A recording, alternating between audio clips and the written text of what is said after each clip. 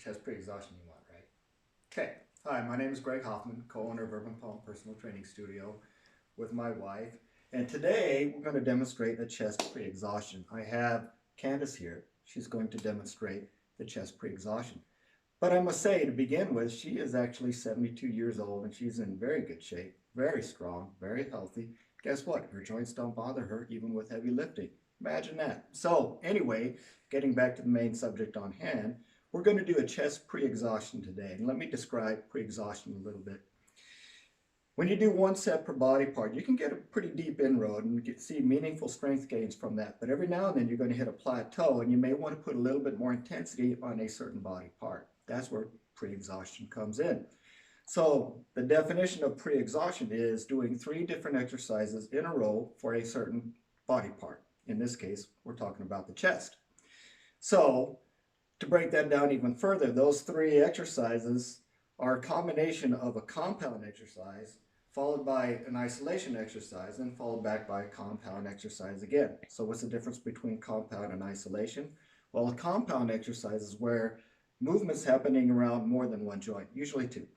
So in this case, I'm going to have her do a dumbbell press, or Sharon is. She's actually going to demonstrate it. And when she does the dumbbell press, it's going to take the triceps and the chest to move that weight. And the thing is, when you do a compound motion, you're actually able to lift heavier weights because you've got the combination of 2 muscles working in conjunction. You're able to move more weight. The problem is, in theory, that when you hit failure on a set of compound motion type of exercise, it's because the smaller muscle group gave out sooner than the larger muscle group. So once again, getting back to this example, when you're doing a dumbbell press, the triceps are the smaller muscle group, chest is the larger muscle group. When you hit fatigue, it's more likely because the tricep muscle is fatigued and the chest still has some strength. So in theory, if you go right to an isolation exercise, which is movement around one joint, to isolate that chest without getting the tricep involved, it will force that chest into a deeper level of fatigue. That's where cable flies come in, dumbbell flies, that kind of thing. Other isolation exercises, as an example, in different muscle groups, different body parts, leg curls or leg extensions for the legs are isolation exercises for the quadriceps and hamstrings. Pull downs, an isolation exercise would be a straight arm pull down or pull over where motion's happening around one joint. And anyway, getting back to the main point, what we're doing is combining the combination with an isolation with a combination. So to further delve into that example, after she does, let's say the set of cable flies, then she'll go right back to dumbbell press. And when she goes back to that dumbbell press, in theory, the triceps should have had a chance to rest because they weren't used in the isolation exercise.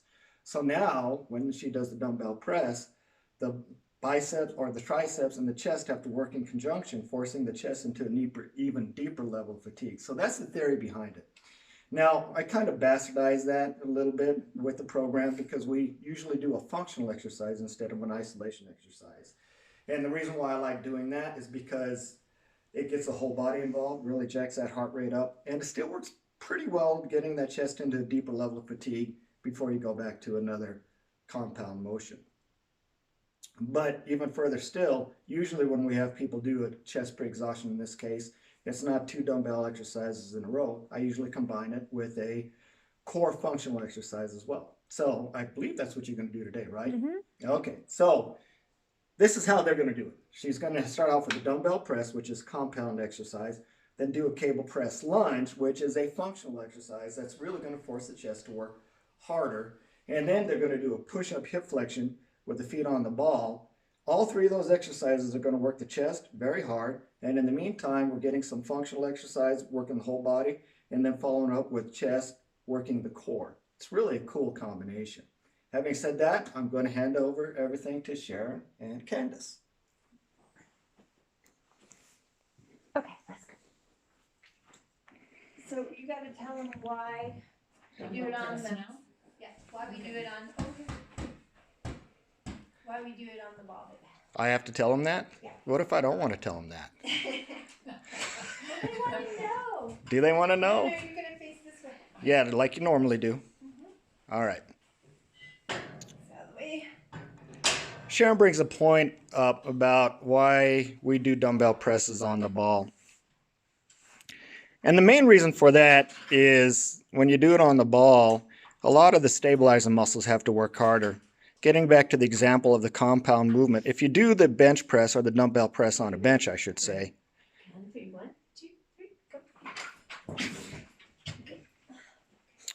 when you do a dumbbell press on the bench, it's a very stable surface. So the chest and triceps are working very hard, but the stabilizer muscles, which in this case would be the rotator cuff musculature, do not, because they don't have to. It's on a stable surface. But when you do it on a ball, it's a bit unstable. Those rotator cuff muscles have to work harder to stabilize the shoulder joint complex while you do the lift.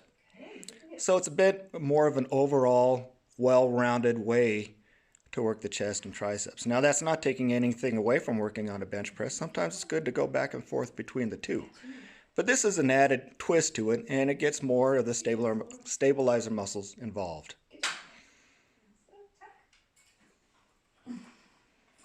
So that was a dumbbell press, taken pretty close to fatigue. She had 3 or 4 more reps in her,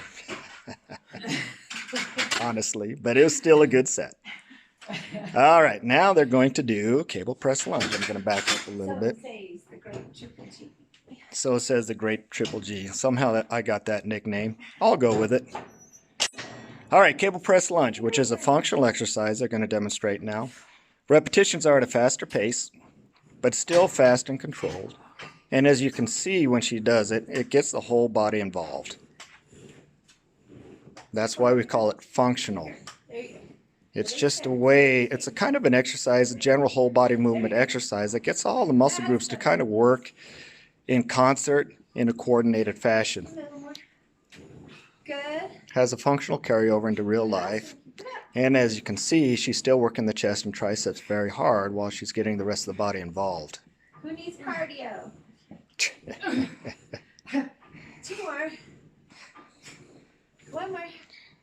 And one for good measure. All right, good job. All right, so she did a cable press lunge, a functional exercise. Now she's going to do the push-up. Push-up here. I call it push-up hip flexion. Wife calls it push-up butt up. Okay. That's what it is. That's what it is. Yes, that's what it is. And this will work the core. Transverse abdominis, internal, external obliques, rectus abdominis, all of those muscles are going to be worked very hard, along with the hip flexors, because the hip flexors are actually going to be doing the movement. Now the core muscles have to stabilize, and she's still going to work the chest and triceps because it's a push-up involved with the whole thing. So here's how that looks. Good. She's doing knee in, not butt up. Yeah, she's doing push-up knee in. Oh, sorry. That's all right. Keep going with it. Push-up knee in and push-up a hip flexion or push-up butt up. They're very similar. The difference being that what she does raises the butt with the push-up butt up, as Sharon would call it. The legs stay straight. Makes it harder on the core to work. But this is quite challenging too, as you can see. Oh, gosh. Okay, you're done. That's it. There you go. So those are 3 exercises in a row, Take up. mainly targeting the chest and working the whole body. Got that heart rate jacked up. Isn't that something? Bravo. Bravo! Do I turn it off now? Yeah, now you can turn it. Okay.